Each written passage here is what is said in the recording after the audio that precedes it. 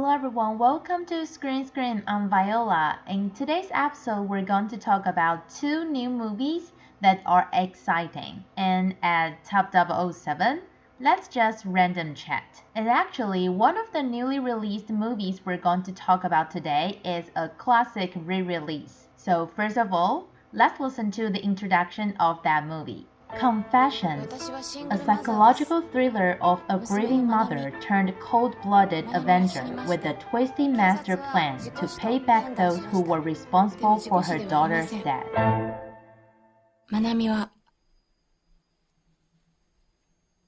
このクラスの生徒に殺されたんです。 The first new movie we're going to talk about today is a Japanese movie which was released in 2010.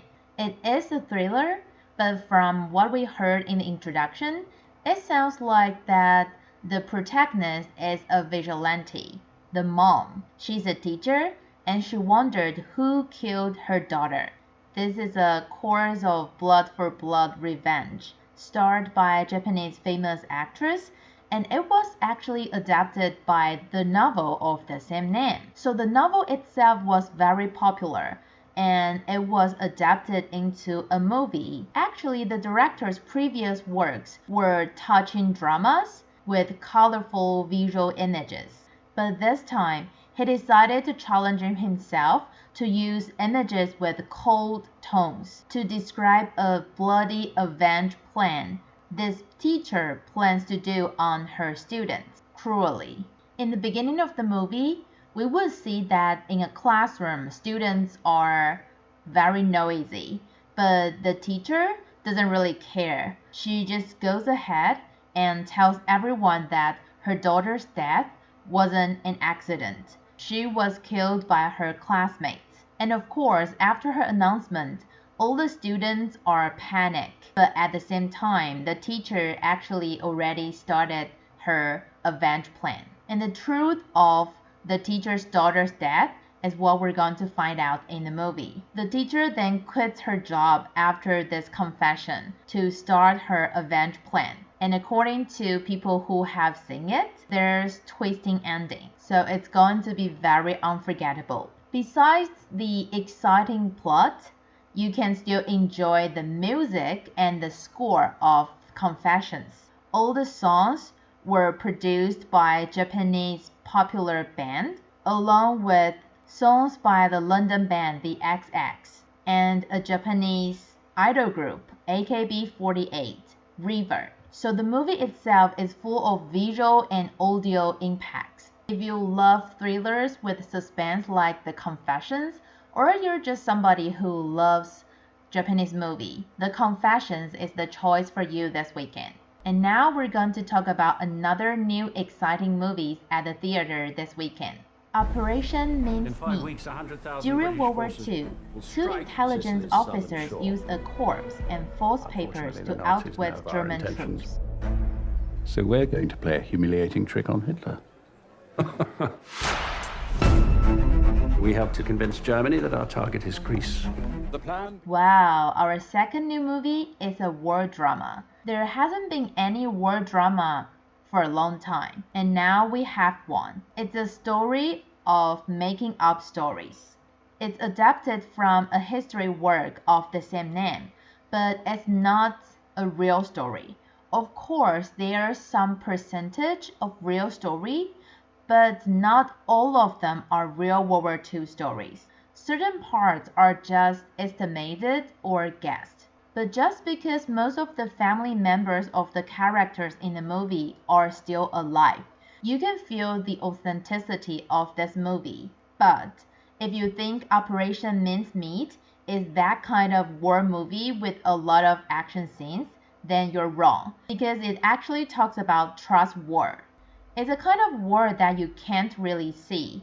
It's not about battling, winning, losing, or killing people. Those kinds of public wars. We heard in the introduction that the story's about two British soldiers deceived Nazi Germany with a corpse and some fake papers. I personally don't fancy war movies, but if I'm going to watch Operation Mincemeat, there's only one reason, because it starts calling first. Nowadays, it's kind of like the icon for any war movies related to British. Like the Kingsman series aren't really about wars, but they are stories related to that background. And now he just represents a kind of ideal agent for British. So I'm not sure if he's a general or captain or whatever rank he is in the movie, but I'm pretty sure he's going to be very handsome and convincing in the movie. So either you like war movies and you've been looking forward to it for a long time, or you're a fan of Colin Firth. Operation Mincemeat could be the choice for you this weekend. And now is the time for some chit chat about movies on the chart. Before we enter Top 007, as usual, I'm going to lead you through what we had from last week first. Top 3, Fantastic Beasts, The Secrets of Dumbledore. There were 2 movies which were top 2, Morbius and Sonic the Hedgehog 2. Top 1 was The Lost City. And now let's listen to what we have from top 7 to top 4 this week. Top 7, Father Stew. What brings you here? And I figured no better place to be discovered than 30 years of virginity can make you a wizard. おとぎ話はいつだって魔法が解けて Top 6, Incantation. 你们相信祝福吗？ Top 5, The Unbearable Weight of Massive Talent. We got another offer. It's $1 million. Top 4, Sonic the Hedgehog 2. What's happening? Okay, quick version. Robotnik is back. Wow, it's a little bit crowded from top 7 to top 4 this week because we have 2 top 7s. One is Father Stew, which is not planned to be released in Taiwan. It's a movie stars Mark Wahlberg, so if you like him, maybe when this movie is on streaming or on TV, you can check it out. And the other top 7 is 30 Years of Virginity Can Make You a Wizard. It's the Japanese movie we talked about a few weeks ago. It's a boy love comedy.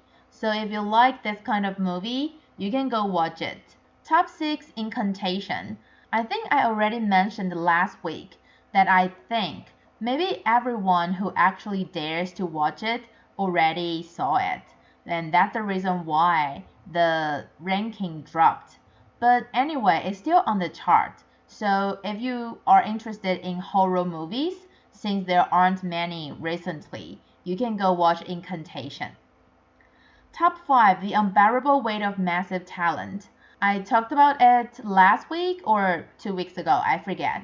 It's kind of a nostalgic movie for all the works Nicolas Cage has ever done.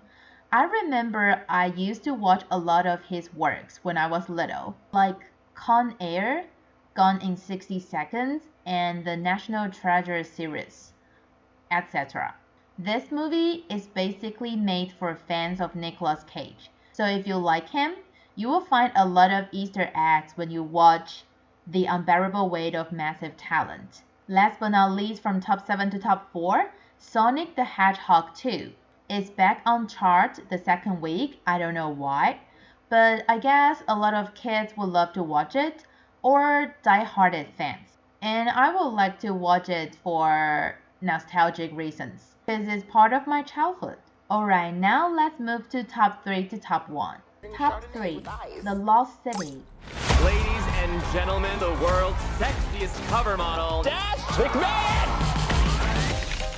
Top 2, Everything Everywhere All at Once. What's happening?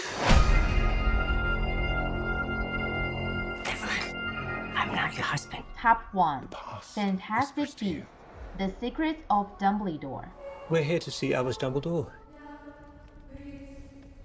That would be my brother. Whoa, we have some changes from top 3 to top 1.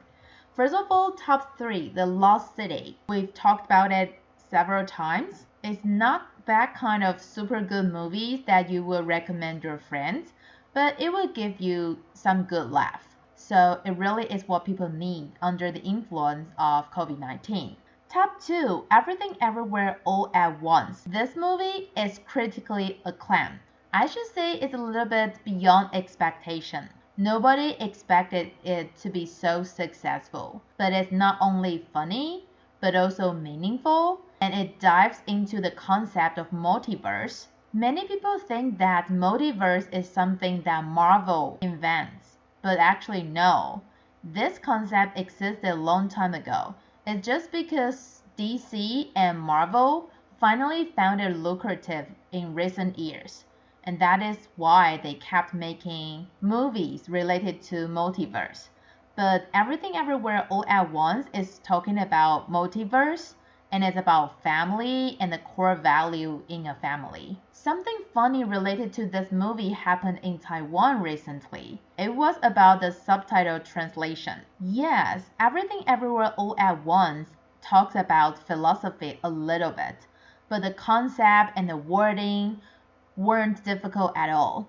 But the translator of this movie used very complicated ways to explain it in the subtitle, and he even created something that people wouldn't be able to understand, thus created some controversy. I don't know whether it's a good marketing strategy for this movie in Taiwan, but at least a lot of people are discussing about it. Since it's so good, I really think I should watch it, but I'm really trying to avoid unnecessary visits outside of my house due to the outbreak happening in Taiwan right now. So I don't know, maybe I won't watch it until it's on TV, but I do recommend it, and I think it looks very funny. Our top one this week, Fantastic Beasts: The Secrets of Dumbledore. Again, this is a movie this is not a movie I should watch. It's a movie I want to watch because I'm a Potterhead. But since this one isn't as good, I just skipped it. I don't know, if I haven't seen it 3 weeks after its release, I might just not go see it. Talking about Fantastic Beasts, actually the original actor of it is a trending topic recently. Johnny Depp. He was casted as Grindelwald in the movie, but because of his domestic abuse trial, he was switched. But recently, if you have been following Hollywood gossips, you will know that the trials between Johnny Depp and Amber are crazy. So we will see. But Grindelwald is no longer the same person. And that's all the time we have for today. Hope you like the show, and remember to tune in same time next week here at Screen Scream. I'm Viola. See you next week.